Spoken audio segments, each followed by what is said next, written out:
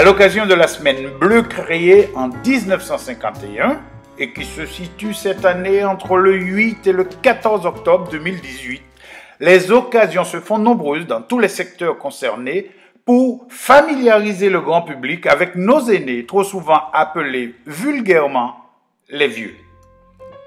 Cet événement majeur se déroule dans toute la France ainsi que dans les départements d'outre-mer et a pour but de créer des liens forts entre les différentes générations qui composent notre société.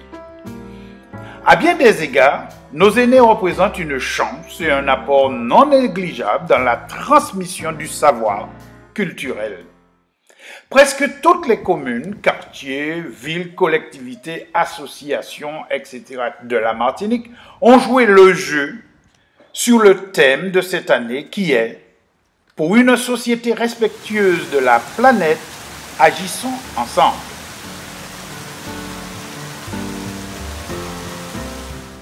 Pour cela, rendons-nous à l'EHPAD Floréal, les temps abricots à Fort-de-France, où l'activité et le bouillonnement semblent être de mise. Tout le monde s'y met, de la directrice à l'agent d'entretien, en passant par les infirmiers, les animateurs, etc. Les choses prennent forme petit à petit et de manière réfléchie.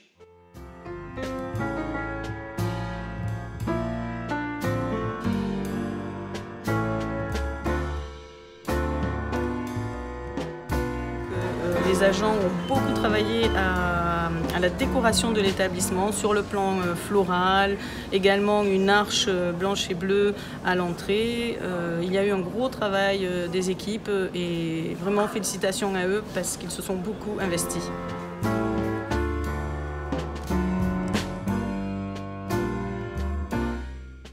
Il est bientôt 15 h, les premiers arrivants seront là.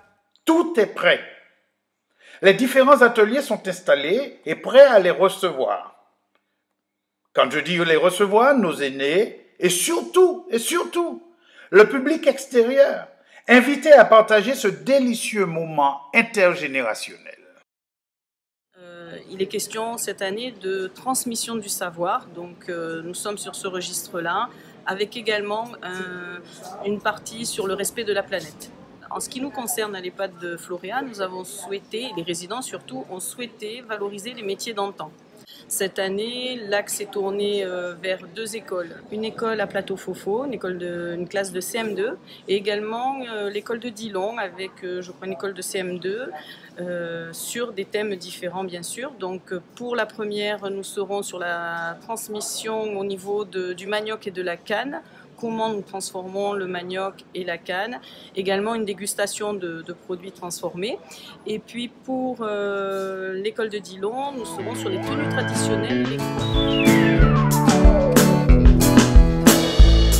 Ça y est, l'heure du rendez-vous est arrivée.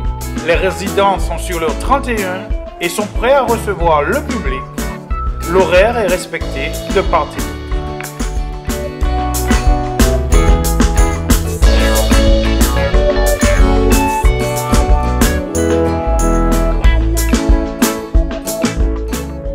Pour l'occasion, un agriculteur au label bio est invité sur place et fait une démonstration des différentes utilisations du manioc.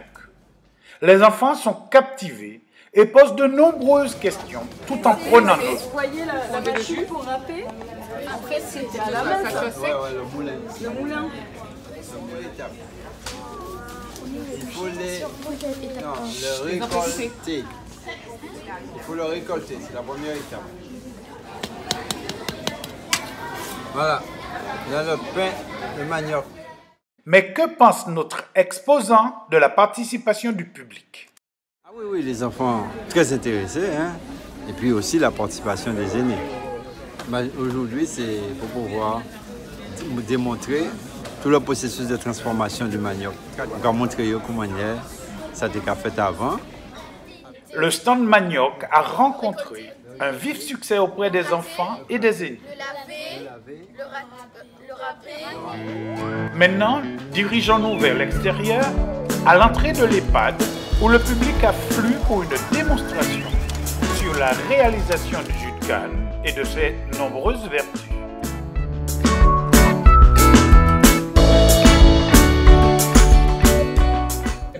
peut-être fermer la parenthèse simplement pour vous dire que M. Nestil, qui fait du jus de canne, va pouvoir vous expliquer à travers vos questions tout ce qui se passe, comment on protège la terre, quelles sont les variétés de canne, comment il procède pour broyer sa canne, et ainsi de suite. Donc, si vous avez des questions, vous levez la main.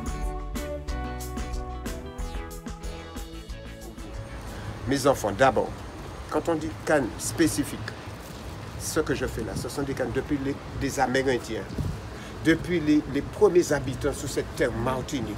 Cette canne habitait déjà là. Avec une rare conviction, M. Nestil répond à toutes les questions.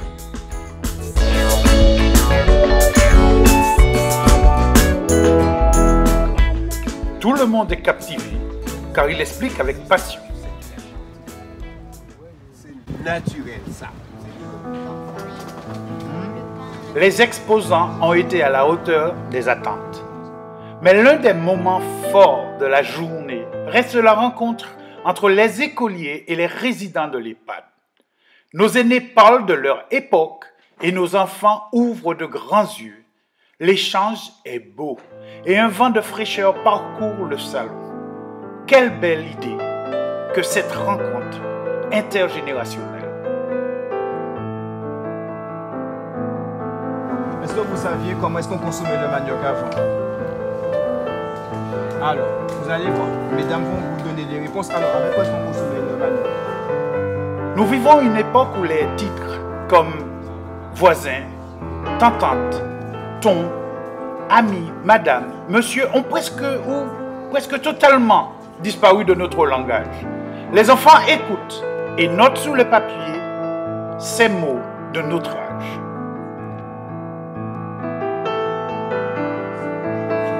Tout le monde lève la main et veut aller de sa petite question.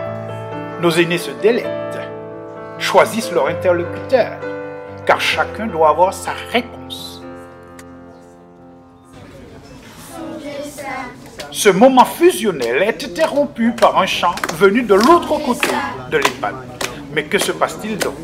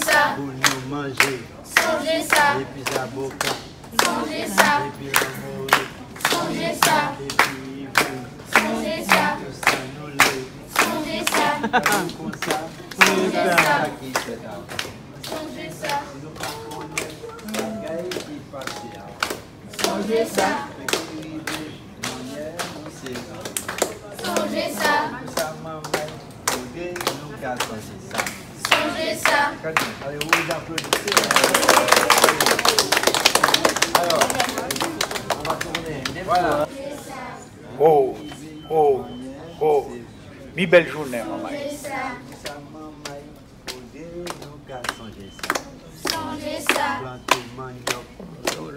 Planter manioc, racher manioc,